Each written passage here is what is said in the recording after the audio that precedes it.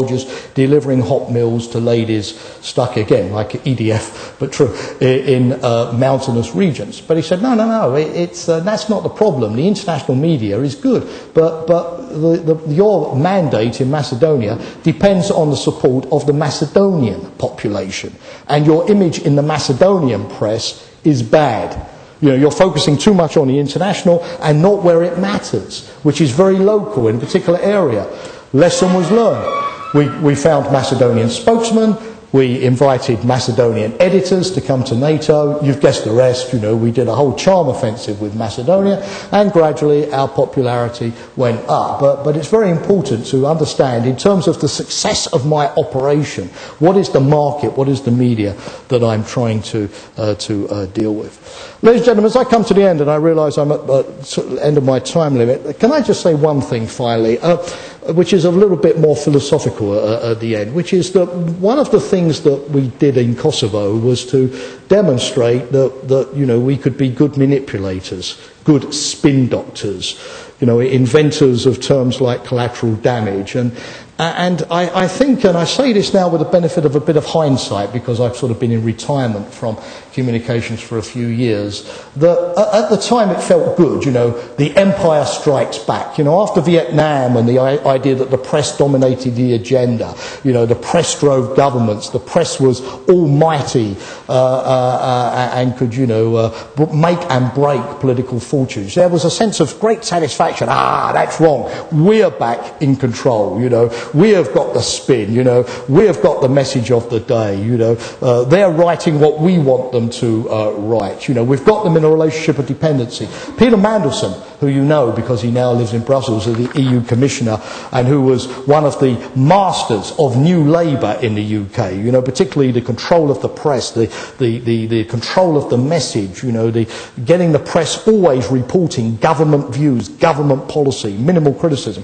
He once called a journalist my captured castles. My captured castles. I basically have probably sort of changed my views, to be honest, over the last couple of years about this, because I think that, you know, the pendulum has swung too far in the other direction, and it's not always good for democracy or for the health of a society to have a press which is basically, as we say in English, lapdogs, you know, in other words, subservient dogs, and not watchdogs. Lapdogs, not watchdogs. You know, when I see Oliver North in Iraq, who's an embedded correspondent for Fox News, with his military uniform on, saying, "We're going in." Hey, wait a minute. Not they're going in, the military, but the journalist too. We are going in. In other words, the journalist is part of the action. A total fusion between government and journalist. It's rather like, you know, the TV reporter being married to the minister, which seems to be happening more and more frequently. It's two sides of the same coin. I worry. You know, when I hear that, you know, people in the United States as journalists have been recruited by the government to actually give government lines out in news shows, masquerading as independent journalists, I worry. You may have seen the other piece the other day, which is that the Pentagon had contracted a lot of former generals to be armchair strategists, on the assumption that, you know, if they gave the government line, they would get access to the information which will allow them to be the CNN, you know, military affairs correspondent.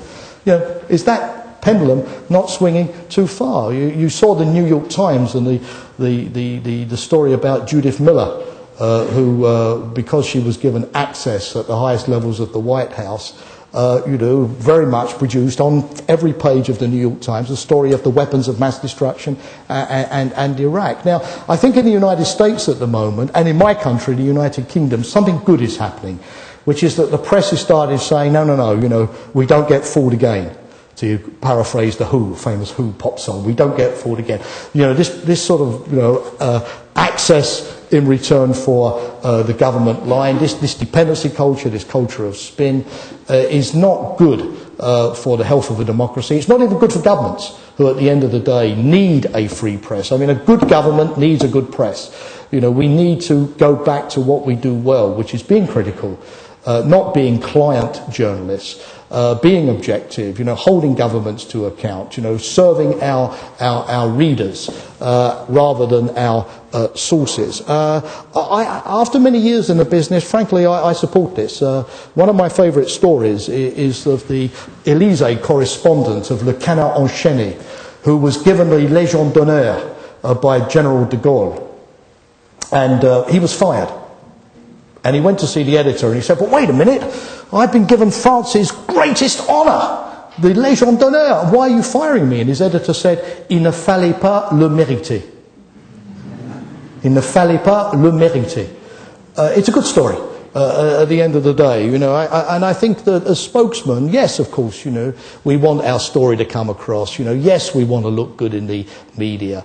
But at the same time, we also have a responsibility for making sure that the press does its job too, in reporting honestly, accurately, fairly about what we're doing. And we shouldn't be worried about criticism, because sometimes that criticism can improve our own performance of our companies in many respects. And so what I would say at the very end is that if we can finally get beyond the culture of spin and go back to a more rational relationship, we should try to keep it. I mean, in 1945, and I'll finish on this, at the end of the Second World War, there was a cartoonist called Philip Zeck who produced a cartoon in the Daily Mirror which said, "Don't lose it again." He was talking about peace, after World War I, World II. Don't lose it again. And I think that if now we are going to a situation where the media is going back to doing what it should be doing, which is investigating us fairly and honestly, we should not try to subvert that process, but we should also make sure that as far as the free press is concerned, it's don't lose it again. Thank you very much.